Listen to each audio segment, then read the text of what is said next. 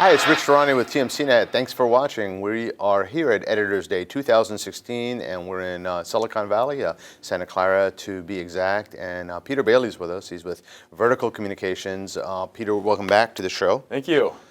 So for those people who aren't aware of Vertical Communications, give us an overview of the company, please. Sure. So we're a unified communications platform provider primarily to the mid-market. And per the name of the company, we get very focused on verticals. And so we provide scalable platforms, but with a application stack on top of that is unique to different vertical markets. And so we talk to our customers a lot about digital transformation and trying to basically drive workflow enhancements in their business. And a little bit different about us is we also sell direct as opposed to through a channel, and that we think helps us drive better outcomes for our customers.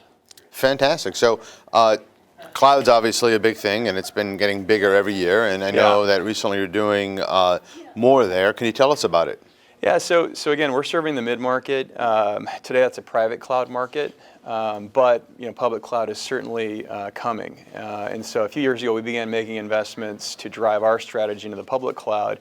And there's a few components there. There's taking our application stack and moving that into a scalable cloud infrastructure, and then taking our call management technology and also driving that into a scalable cloud infrastructure. And so we've got something called the Vertical One framework we announced last year that really incorporates all of that. So at the end of the day, we'll be able to address customers with premise, private cloud, or public cloud sort of call management requirements, and then serve up a scalable cloud infrastructure for all the applications that are customizable with an API, et cetera. And so we had a couple major releases in 2016 around that. We've introduced that cloud application infrastructure, which is something we call Vertical Cloud Connect. We've begun moving applications up to that infrastructure. We've got a WebRTC-based client we've moved up there. We've begun moving some of our retail applications to that. And in the next 12 months, you're going to see us introduce really public cloud offerings for the mid-market as part of that overall strategy. So a lot going on, and we're hopeful that we can address really kind of any customer need from kind of private to public cloud requirement.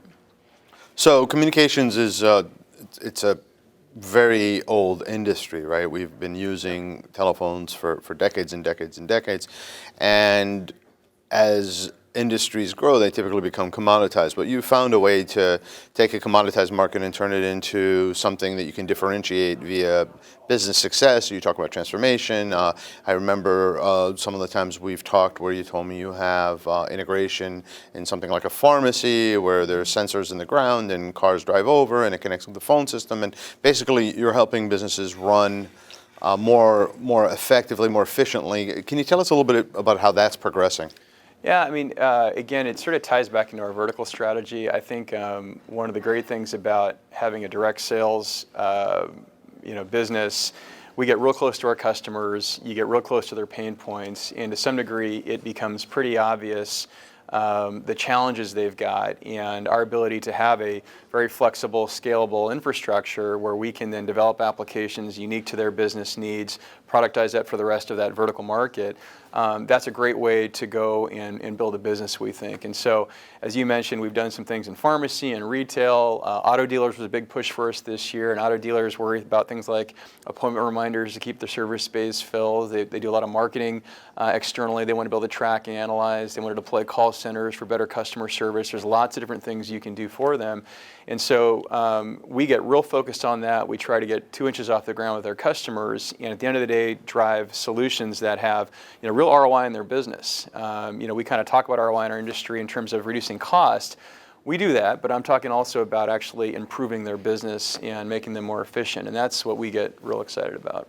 I mean, just one thing to throw out there. I know that something that as a nation, we used to be very excited when a new model would come out, and there used to be a lot of anticipation. People go to the dealer and see it, and that kind of has died out because we have the internet and people read magazines. But I wonder if an application, kind of an offshoot of what you said, where you take your base of customers that are almost at the end of their lease, and you try to set an appointment for them to come and see a new model that just entered the showroom. I bet that would increase sales for a brand. Well, and I think also auto dealers are not making as much money selling cars anymore. It's about service, it's about customer loyalty. And so I think that they need a tool set with which to communicate with all their customers, old and new, different ages as well. And so one of the big themes we've talked about in our industry is omnichannel. And we think that within auto dealers or any sort of retail environment like that, omnichannel is very, very important for those markets. So to the extent we can deliver technology that is kind of easy enough to consume and customize for a mid-sized customer that doesn't have a huge IT staff, that doesn't have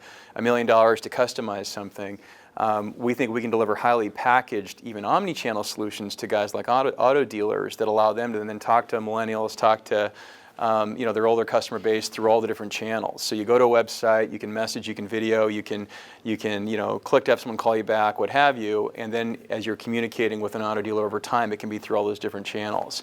So that's an example, I think, of how we can help an auto dealer improve their business. And to your point, since we're not as excited about the next model coming out, it's really about how else to engage that customer through all these different channels, and that's something we hope to be really in the middle of. So I've noticed over time with other companies in this space that there tends to be a conflict between the channel and the inside sales, and you guys seem to be proud to have both. And I'm curious, are you doing things differently than others? No, listen, I think that this industry has been built through channels, and to some degree, the channel right now is in great flux. Okay, there's a lot of things going on as this business begins to shift to the cloud and the role of the channel and the value that they're adding.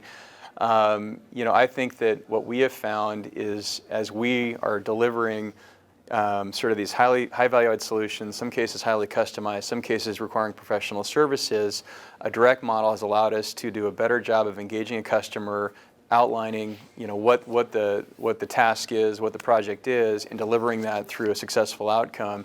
It's not to say a channel partner can't do that, but it requires incredible alignment with the vendor, which is hard.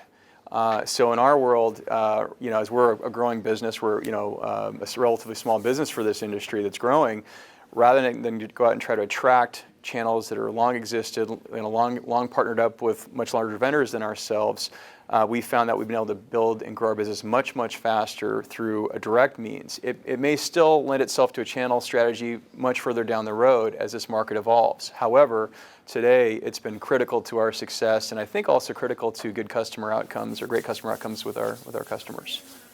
Fantastic. So next question is the future. What else can we expect? Yeah, so if you were to dig into our product portfolio a bit further, you'd see that, again, we've got a lot of investments we've made over the last several years on the application stack side, UC, but vertical market applications, all that's moving into the cloud right now. And what we're doing is basically allowing customers to come in and to really scale that, to have it on demand, as well as to expose microservices that really drive those applications, expose that as an API. And so that's going to provide additional opportunities for our customers. And then the other thing is that historically we've been a private cloud player, and we are going to move our business into the public cloud from a call management perspective too, and with high scale call management capabilities.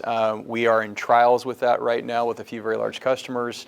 We'll be talking about some of those things when we see you in February at the conference, as we hope to have a couple of big announcements about that in the spring. Oh, you actually got ahead of me because that was my last question. But before I get there, I wanted to ask you a little bit about RealTime Communications. You mentioned it. Can you just elaborate on what's happening there? Yeah, so we've developed a WebRTC-based client. It lives on this Vertical Cloud Connect platform we talked about. So it supports video and messaging in addition to voice. It's very scalable, very flexible.